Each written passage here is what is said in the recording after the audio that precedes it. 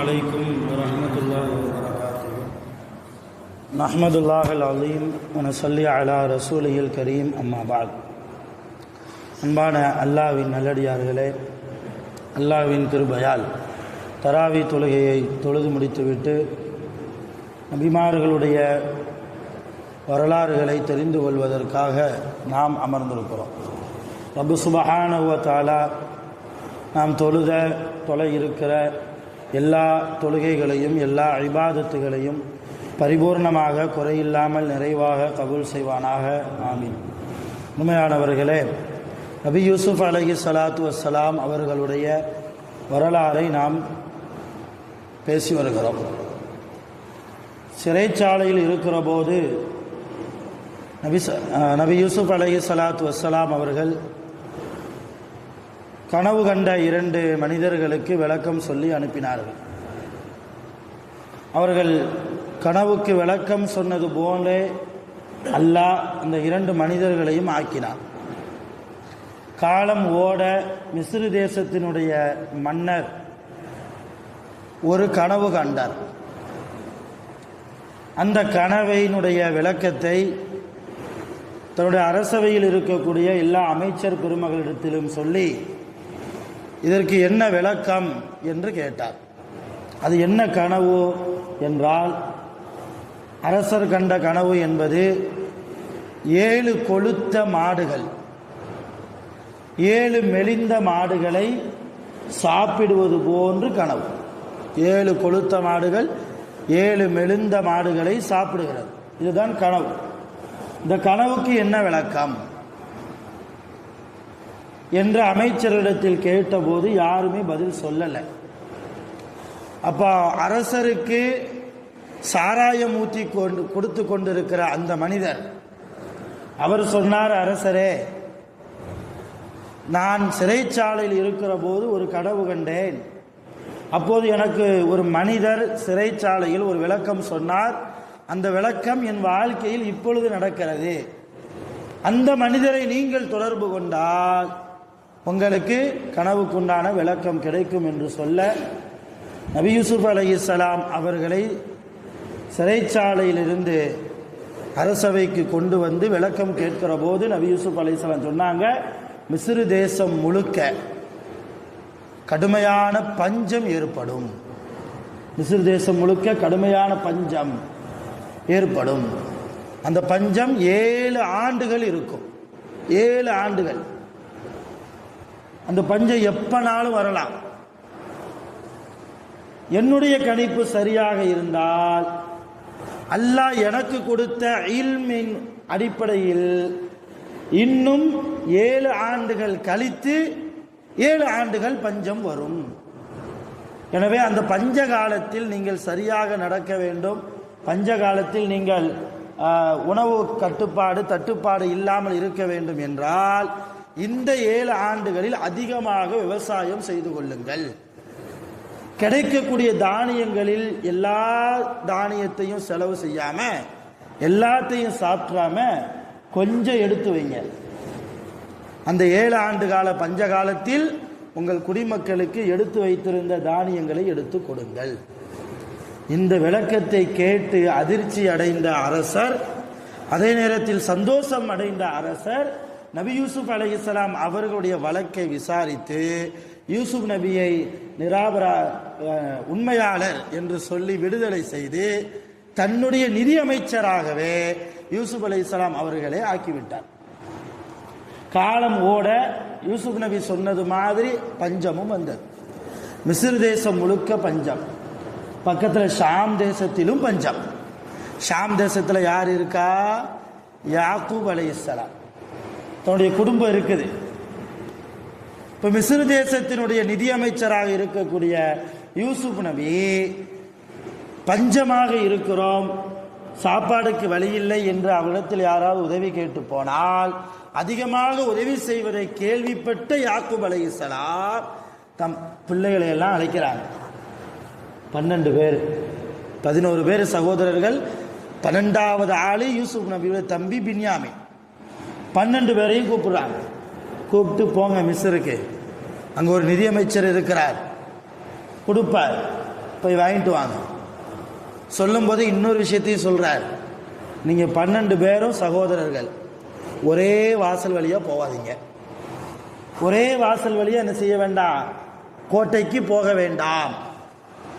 கொஞ்சம் பிரிஞ்சு பல வாசல்கள் வழியாக நீங்க உள்ள போங்க சொல்லி அனுப்புறாங்க. அப்படியே வர்றாங்க. யூசுப் அலைஹிஸ்ஸலாம் சகோதரர்களை பார்த்த உடனே அவங்களுக்கு விளங்கிருச்சு, வர்றது யாரு தான், நம்மளை கிணத்துல போட்டவன்வோ இல்லையா, அவங்க தானே போட்டாங்க. பின்யாமீன் அலைஹிஸ்ஸலாம் அவங்க மேல யூசுப் நபி ரொம்ப பாசம் வச்சிருந்தாங்க. பின்யாமீனை பார்த்த உடனே யூசுப் அலைஹிஸ்ஸலாமுக்கு தன்னையே அடக்க முடியாத அழுகை.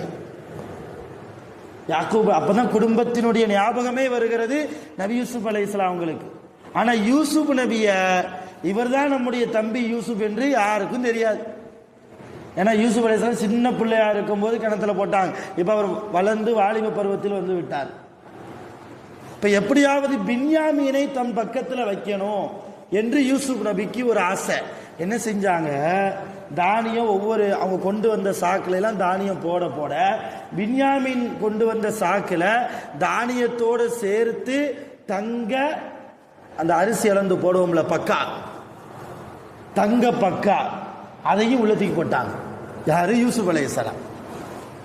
போட்டுட்டு பக்கத்தில் இருந்த காவலாள்கிட்ட சொன்னாங்க, தங்க பக்காவை காணோம், கேட்ட இழுத்து மூடுன்ட்டாங்க, எல்லாத்தையும் செக் பண்ணுன்ட்டாங்க. செக் பண்ணா யாருடைய பையில இருக்குது, பின்யாமீன்.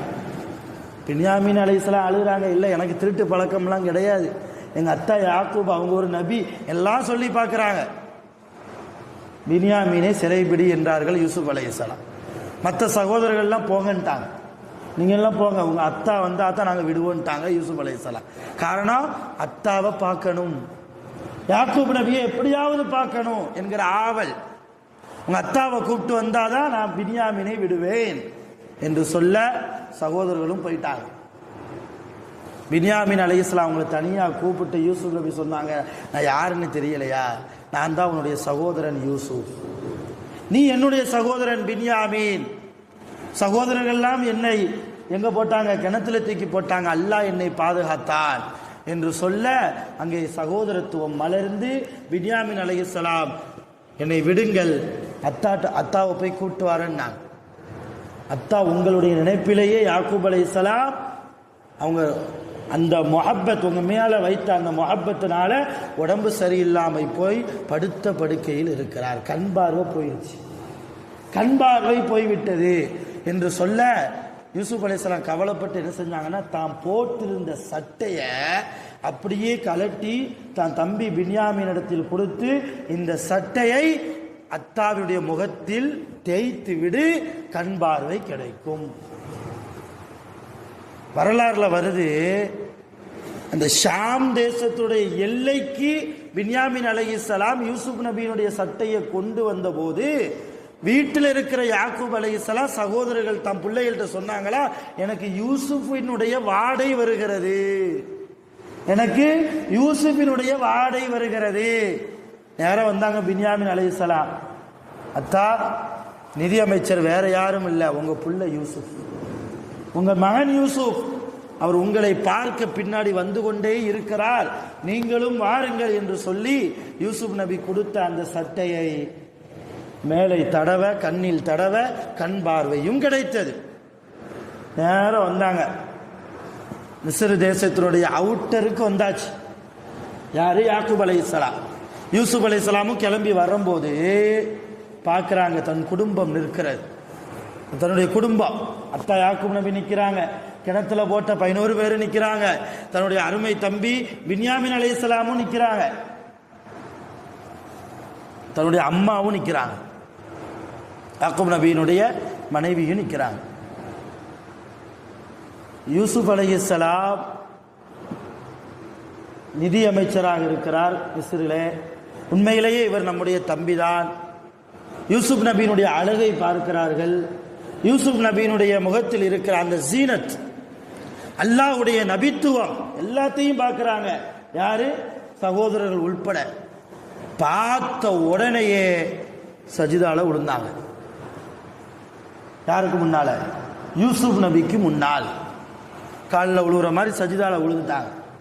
யாக்கூப் அலைஹிஸ்ஸலாம் யூசுப் நபியை பார்த்த உடனே விளங்கிட்டாங்க, அல்லாஹ் யூசுப் நபியை, தன் மகன் யூசுஃபை நபியாக ஆக்கியிருக்கிறான். அல்லாஹ்வுடைய உதவி ஒவ்வொரு சந்தர்ப்பத்திலும் யூசுப் நபி பெற்றிருக்கிறார் என்பதை விளங்கி யாக்கூப் நபியும் சஜிதாவில் விழுந்தார்கள். அவங்க அம்மாவும் விழுந்தாங்க. ஆரம்பத்தில் சொன்னாங்க இல்லையா, 11 நட்சத்திரம், ஒரு சூரியன், ஒரு சந்திரன் எனக்கு சஜிதா செய்வது போன்று நான் கனவு கண்டேன் என்று அத்தாட சொன்னாங்க இல்லையா, அந்த கனவு இங்கே தான் பலிக்குது. அந்த கனவு இங்கே தான் பலிக்குது. 11 நட்சத்திரம் யாரு? 11 சகோதரர்கள். சூரியன் யாரு? யாக்கூப் அலைஹிஸ்ஸலாம். சந்திரன் யாரு? பின்யாமின் அலைஹிஸ்ஸலாம். இங்கே தான் பலிக்குது. அல்லாஹ் அவ்வளவு காலம் ஒரு குடும்பத்தை படாது பாடுபடுத்தி இல்லையா, யாக்கூப் நபியினுடைய குடும்பத்தை பிள்ளைகளை பிரித்து, இதெல்லாம் எதுக்காக என்றால் இந்த அழகான சூறாவை அல்லாஹ் குர்ஆனில் வைத்திருப்பதுடைய நோக்கம், ஒரு நபியை கூட அல்லாஹ் கலங்கடித்திருக்கிறான் இல்லையா. யாக்கூப் நபி என்ன பாவம் செஞ்சாங்க? அல்லது யூசுப் நபி தான் என்ன பாவம் செஞ்சாங்க? பின்யாமின் என்ன பாவம் செய்தார்கள்? ஒரு 3 நபியையும் அல்லாஹ் ஒரே குடும்பத்தில் கலங்கடித்திருக்கிறான் என்றால் என்ன காரணம்? உங்களையும் அல்லாஹ் சோதிப்பான், நம்மையும் அல்லாஹ் சோதிப்பான். சோதனை என்பது எல்லோருக்கும் பொதுவானது. நான் நேற்று சொன்னது போல, குல்ல யுசீபனா இல்லாம கத்தபுல்லாஹு லனா ஹுவ மௌலானா, அவன்தான் நம்முடைய எஜமான், அவன் நம்மை சோதிப்பதற்கு முழு அதிகாரமும் அவனுக்கு இருக்கிறது.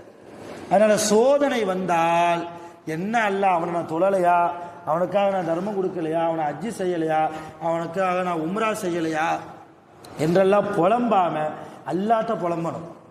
அடியார்கள்ட்ட புலம்பக்கூடாது, மனசளவில் புலம்பக்கூடாது. அல்லாஹ்ட்ட துஆவின் மூலமாக, தொழுகையின் மூலமாக நல்ல அமல்களை செய்து துஆ செய்து அல்லாஹ்விடத்தில் புலம்பினால் நிச்சயம் அல்லாஹ் நமக்கு கொடுத்திருக்கிற முசீபத்தை விட பன்மடங்கு அளவு அல்லாஹ் நமக்கு நன்மைகளை தருவான், சந்தோஷமான வாழ்க்கையை தருவான். அருமையான பெருமக்களே, சூரா யூசுப் மனித குலத்துக்கெல்லாம் மிகப்பெரிய படிப்பனை, மிகப்பெரிய படிப்பனை. நான் ரொம்ப ரத்தின சுருக்கமாக இந்த விஷயத்தை யூசுப் நபியுடைய வரலாறு சொல்லியிருக்கிறேன். இன்னும் விரிவான தகவல்கள் நிறைய இருக்கிறது யூசுப் அலைஹிஸ்ஸலாம் அவருடைய வரலாறுல.